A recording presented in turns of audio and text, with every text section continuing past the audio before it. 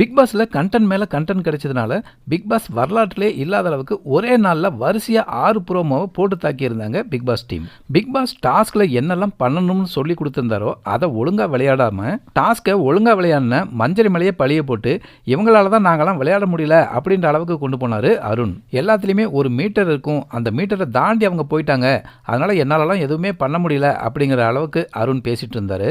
தீபக் முத்துக்குமரன்லாம் தங்களோட பேச்சு திறமையால ஏஞ்சல் கிட்ட இருந்து ஹார்ட்ஸை புடுங்கிட்டாங்க.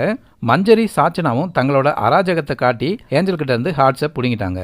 ஆனால் அருணால என்ன பண்ணி நம்ம ஹார்ட்ஸ் வாங்குறது அப்படின்னு தெரியாமல் அவரால் விளையாட முடியாமல் போயிருச்சு. ஆனால் அதுக்கு ஒருத்தரை பழி போடணும் அப்படின்னு மஞ்சரினால தான் என்னோட கேம் கெட்டு போச்சு அப்படிங்கிற மாதிரி அதை கொண்டு வர பார்த்தாரு. இன்னைக்கு பிக் பாஸ் ஏஞ்சலா இருந்தவங்கள டெவிலாவும் டெவிலா இருந்தவங்கள ஏஞ்சலாவும் மாத்திருக்காரு. அருண் மட்டும் நேத்து இதை சொதப்பாம இருந்திருந்தா இன்னைக்கு டெவில்ஸ் எல்லாரும் ஏஞ்சல்ஸை வெச்சு செஞ்சிருப்பாங்க. இன்னைக்கு டெவில்ஸ் என்ன பண்ண போறாங்க, அதை அருண் எப்படி எடுத்துக்க போறாரு அப்படிங்கிறதையும் பார்ப்போம். இந்த ரணகாலத்திலையும் நடுவில் ஒரு கிளுகிழுப்பு ஓடிட்டு இருந்தது. தர்ஷிகா, ஜாக்லின், சௌந்தர்யா இவங்கெல்லாம் சண்டை போட்ட பிறகு தர்ஷிகாவை ஆறுதல் சொல்றதுக்கு விஷால் வருவார்னு எதிர்பார்த்தாங்களாம் தர்ஷிகா. ஆனா டெவில்ஸோட டார்ச்சரை தாங்க முடியாம ஓவரா பெர்ஃபார்மன்ஸ் பண்ணிட்டு இருந்த அன்ஷிதாவை தன்னோட மடியில் படுக்க வச்சு விஷால் ஆறுதல் சொல்லிட்டு இருந்தாராம். அதை பார்த்து காண்டாகி நான் யார் மடியிலாவது அப்படி படுத்திருந்தா உனக்கு ஓகேவான்னு தர்ஷிகா விஷாலை கேட்குறாங்க.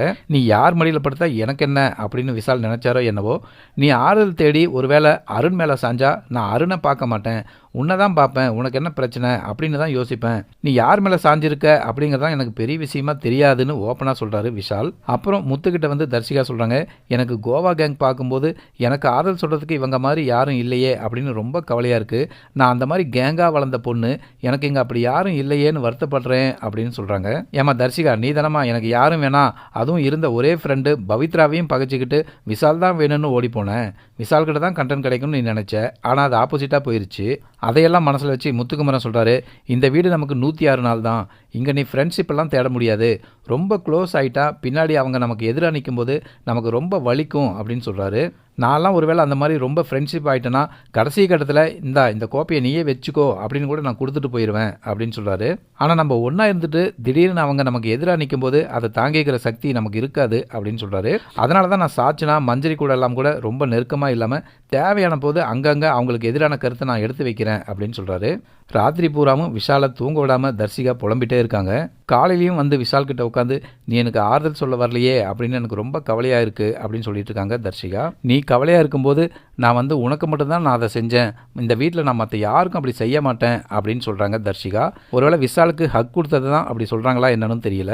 எனக்கு ஆரம்பத்தில் உண்மையில கொஞ்சமாக தான் இருந்தது, ஆனால் இப்போ ரொம்ப அதிகமாக ஆயிருச்சோ, அதனால தான் நான் இதெல்லாம் எதிர்பார்க்குறனோ அப்படின்னு தர்ஷிகா விஷால் கிட்ட சொல்கிறாங்க. தர்ஷிகா, நீங்கள் விஷால் ஒதுங்கி போனாலும் ரொம்ப வலுக்கட்டாயமாக அவரை இழுத்து பண்ணுற மாதிரி இருக்குது, விஷாலை விட்டுட்டு உங்கள் கேமை நீங்கள் விளையாடுங்க.